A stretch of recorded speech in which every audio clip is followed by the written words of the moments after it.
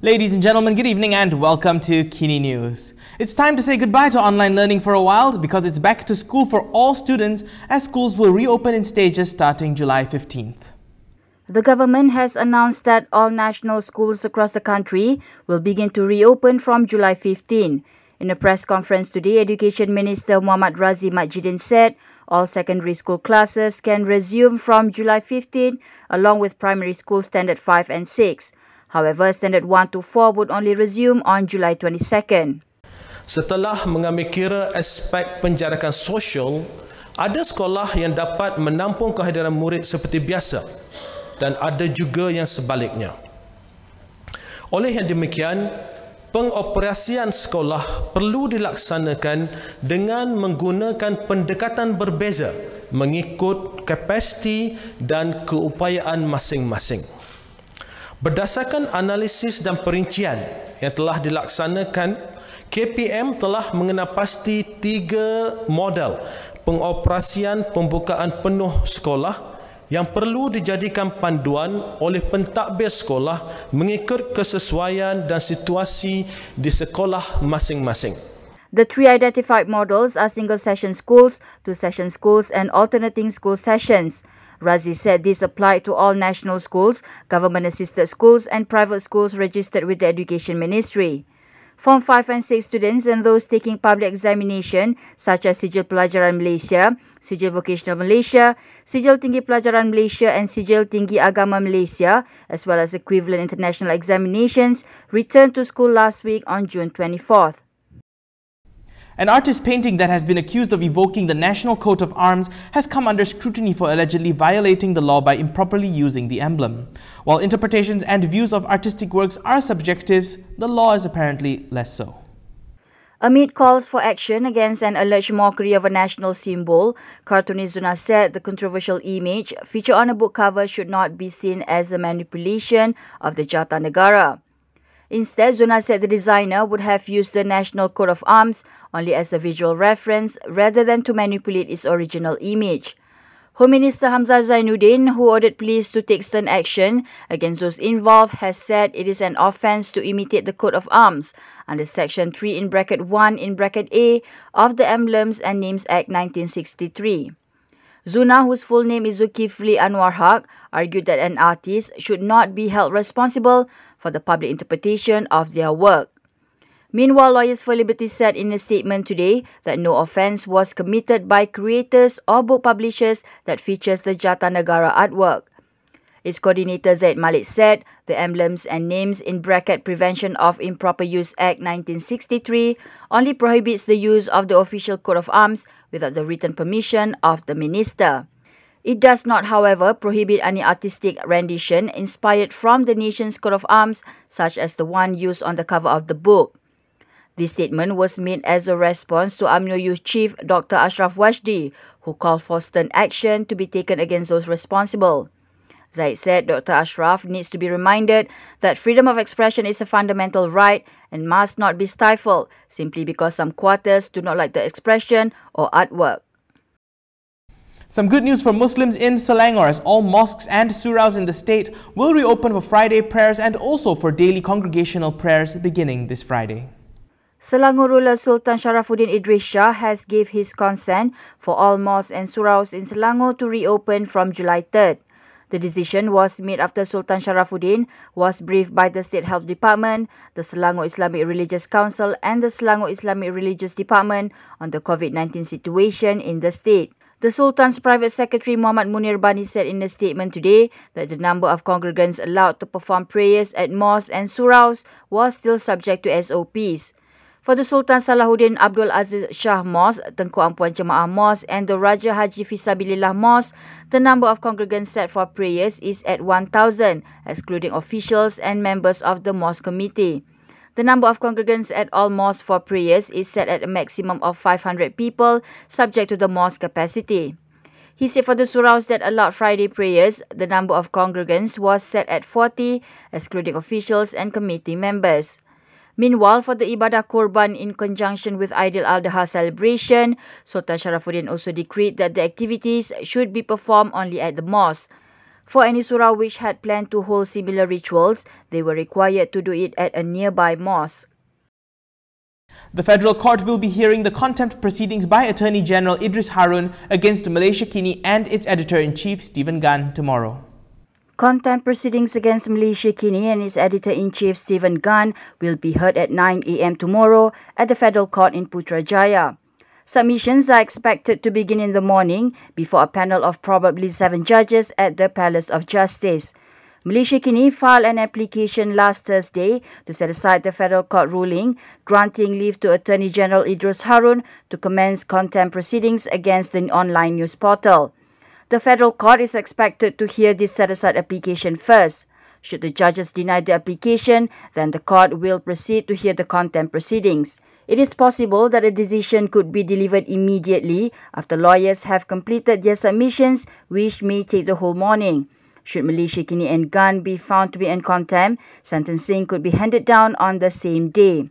There is no legal limit to the penalties for contempt of court. Contempt proceedings against Malaysia Kini and Gunn were initiated by Idris on June 16. In his affidavit, Idris said the accused had facilitated the publication of readers' comments, which undermined the judiciary.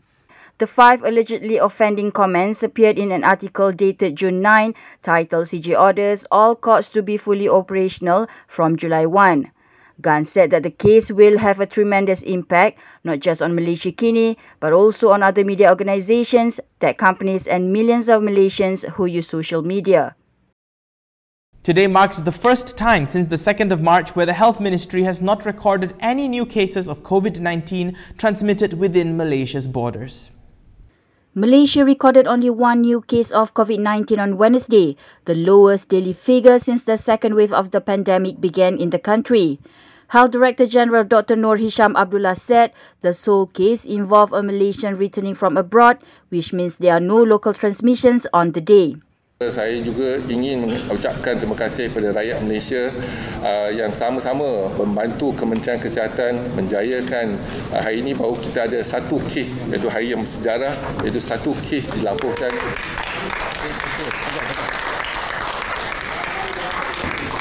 Dan kes sifar untuk penularan tempatan. Today also marked the 20th day in which no deaths were attributed to COVID-19. Dr. Noor Hisham also said that the actual rate of COVID-19 infection resembled the model by the National Health Institute devised on May 21st. He said the low rate of infection was a reflection of the self-discipline and social responsibility of Malaysians. However, he warned that another COVID-19 outbreak could occur in the country if citizens grow complacent. A non-governmental organization has given the Ministry of Education until the 13th of July to hold a discussion with regards to the teaching of Jawi in schools. Gabungan Senihat Action Team Sekat handed a memorandum to the Education Ministry today calling for a dialogue session on the issue of the teaching of Jawi Had. Sekat National Secretary Arun Doraisamy said the memorandum was submitted after he failed to get any feedback to meet with Education Minister Muhammad Radzi Jidin. Kami meminta KPM untuk menganjurkan satu sesi bentang dan bincang untuk mendalami isu ini dengan kadar yang segera. Pengeluaran DSKP Darjah 5 dan penerusan pengajaran KAD di sekolah kebangsaan tanpa mengambil kira keluhan kami adalah satu tamparan hebat terhadap semua golongan berkepentingan. Walaupun kami telah memulakan satu proses rujukan kehakiman di Mahkamah Tinggi, tetapi kami masih berharap sungguh KPM akan bersedia untuk membincang. He stressed that the issue on Jawi is not a racial one, but a national issue which must be discussed and addressed together. Besides Sekat, the issue was also opposed by the Chinese education groups and school administrators Dongzong and Jiaozong.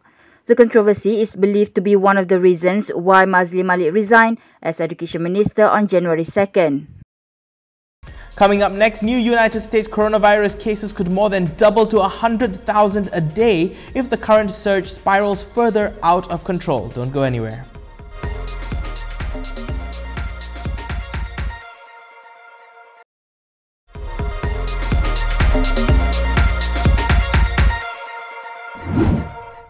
Welcome back. Hong Kong woke up to a new national security law on their handover anniversary, which many fear could be used to erode the city's civil and political freedoms.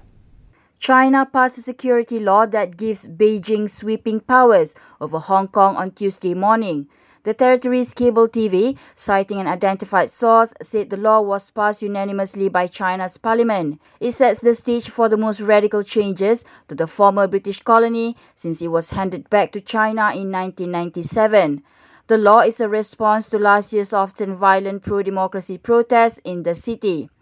Hong Kong leader Carrie Lam told the United Nations Human Rights Forum on Tuesday that China's national security legislation for Hong Kong would fill a gaping hole and would not undermine its autonomy. Hong Kong, after a failed attempt in 2003, has not been able to fulfill its constitutional duty.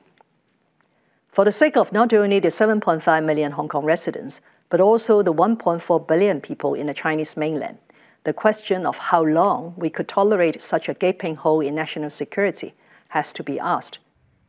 A draft of the law had not yet been published, but Beijing says it aims to tackle subversion, terrorism, separatism, and collusion with foreign forces.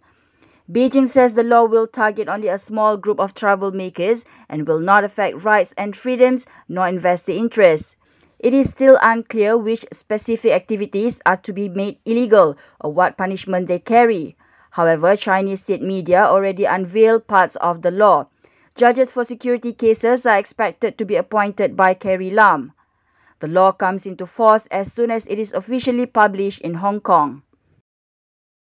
Top US infectious disease experts warned that the country could see 100,000 new coronavirus cases daily unless action is taken to reverse the epidemic. We are now having 40,000+ new cases a day.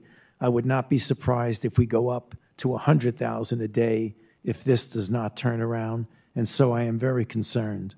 New US COVID-19 cases rose by more than 47,000 on Tuesday, according to a Reuters tally, the biggest one-day spike since the start of the pandemic.